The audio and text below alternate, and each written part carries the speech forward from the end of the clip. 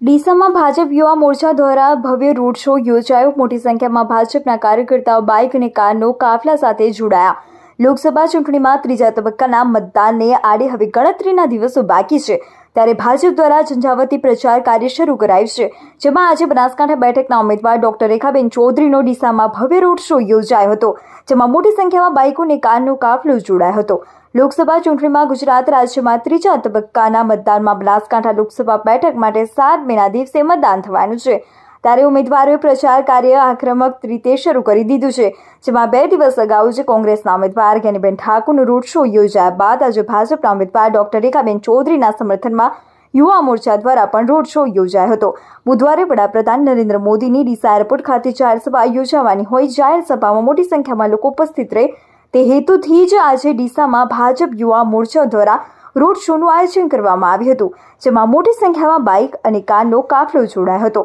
ભાજપના ઉમેદવાર ડોક્ટર રેખાબેન ચૌધરીએ હવાઈ પિલ્લર મેદાનથી ભવ્ય રોડ શો યોજાયો હતો, જેમાં રેખાબેન ચૌધરી ડીસા એરપોર્ટ 4 રસ્તા પાસે ડોક્ટર બાબાસાહેબ આંબેડકરની પ્રતિમાને ફૂલહાર કરી પ્રારંભ કર્યા હતા। રોડ શોમાં ગુજરાત પ્રદેશ ભાજપ યુવા મોરચાના પ્રમુખ પ્રશાંત કોરાટ, ધારાસભ્ય પ્રવીણભાઈ માળી, રાજ્યસભાના પૂર્વ સાંસદ દિનેશભાઈ અનાવાડિયા, પૂર્વ ધારાસભ્ય શશિકાંત પંડ્યા, વેરહાઉસિંગ નિગમના પૂર્વ ચેરમેન મગનલાલ માળી, ડીસા શહેર ભાજપ પ્રમુખ રમેશ દેલવાડિયા સહિત શહેર ભાજપ યુવા મોરચાના પ્રમુખ